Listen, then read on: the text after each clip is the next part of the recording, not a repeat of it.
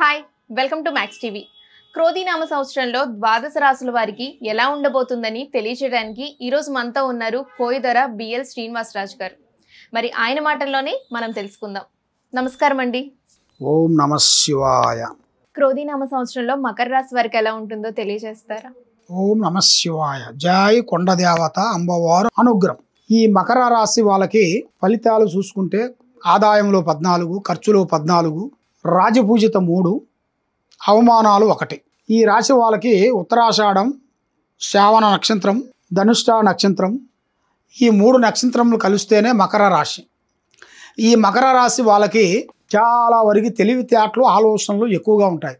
రేపు వాన వస్తుందంటే ఇవాళ వరకు గొడుగు రెడీ చేసుకొని పెట్టుకుంటారు. అంటే జాగ్రత్త, ముందు జాగ్రత్త. మనకి డబ్బులు అమౌంట్లో ఎలా వేసుకొని బ్యాంకులో డిపాజిట్ చేసి మనకి నెల నెలకు ఎలా తీసుకుంటామో ఆ విధంగా ఇలా మైండ్, ఇలా ఆలోచన విధానం ఎలా ఉంటుందంటే ఆ విధంగా కనబడుతుంది. ఆ అమ్మవారు ఆశీర్వాదంతో వీళ్ళకి ముందు జాగ్రత్త. అంటే ఏ పని చేసినా, ఏ కార్యక్రమం చేసినా, ఎటు పోవాలనుకున్నా కూడా చాలా వరకు జాగ్రత్తగా ఆలోచించి చేస్తారు, ముందడుగు వేస్తారు. కానీ ఈ రాశి వాళ్ళకి మెయిన్గా అమ్మవారు అదృష్టము, జీవితము, లలాటకము, యోగము. ఈ రాశి వాళ్ళకి మెయిన్గా ఉండాల్సిన కార్యక్రమాలు, ఆలోచనలు, విధానాలు చాలా వరకు ఆలోచన చేస్తూ ఉంటారు వీళ్ళు.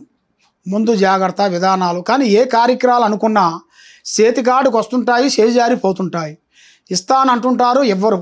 అయిపోతుంది అంటుంటారు, కాదు. రేపు అయిపోతుంది అంటారు, అవి కాదు. డబ్బులు కూడా మన చేతుకుంటే డబ్బులు ఇచ్చినా కూడా మళ్ళీ ఆ డబ్బులు తిరిగి రావు మన దగ్గరికి. ఇస్తానంటారు, ఇవ్వరు. అదిగో అంటారు, ఇదిగో అంటారు, లేట్ చేస్తుంటారు, ఇబ్బంది పెడుతుంటారు. మరి ఎలా జరుగుతుంది స్వామి? మరి మాకంటూ టైం అనేది ఎప్పుడు మంచి టయాలు అనేది రాబోతున్నాయి, మా జాతక ఫలితములు ఎంతవరకు వచ్చిందా అని చాలా వరకు ఎదురు చూస్తున్నారు. కాబట్టి అమ్మవారు ఆశీర్వాదంతో తప్పకుండా మీకు మంచి శుభ ఫలితాలు రాబోతున్నాయి. కానీ మీరు చేసే పనులు ఎక్కడికి పోయినా, ఏది చేసినా మనకి తెలిసిన పెద్దవాళ్ళు ఆశీర్వాదం చాలా ఇంపార్టెంటు. వృద్ధుల్ని ఆశీర్వాదం తీసుకోవాలి. వృద్ధులకి వాళ్ళ డైరెక్షన్ తీసుకొని వాళ్ళ సేవ చేయాలి. చేస్తే మీకు ఆ భగవంతుడు అనేది మీకు ఏదో ఒక రూపంలో తప్పకుండా మీకు వర్తిస్తుంది. కాబట్టి మీరు ముఖ్యంగా ఒక దేవస్థానం, ఏ గుడి అయినా సరే, గుడికి వెళ్ళినప్పుడు అక్కడ గోశాల అనేది ఉంటుంది. ఆ గోశాలకు వెళ్ళేటప్పుడు మీరు ఇప్పుడు ఒక కార్యక్రమం చేయాలనుకున్నారు అనుకోండి, కనీసంగా ఇప్పుడు ఒక బిల్డింగ్ కట్టాలనుకున్నా, ఒక వ్యాపారం చేయాలనుకున్నా, ఏ పనైనా, ఈ పని అంటే ఈ పని అని కాదు, ఏ పని మీరు చేయాలన్నా ఆ పని మీరు ప్రారంభించాలని ముందు మీరు చేయాల్సింది ఒక దేవస్థానాన్ని దగ్గరికి వెళ్ళి అక్కడ గోశాల దగ్గరికి వెళ్ళి గోమాత, ఆ గోమాతకి ఒక 5 అరటి పండ్లని ఒక ప్లేట్లో మీ చేతుకుంటూ 3 దోశళ్ళు బియ్యం దాంట్లో పోసి ఆ 5 అరటి పండ్లు దాంట్లో పెట్టి మీ చేతుకుంటా తినిపిస్తే మీ మీద ఉండాల్సినవి సర్వ దోషాలు, సర్వ దరిద్ర గ్రహాలు, సర్వ పీడలు శాంతమవుతాయి.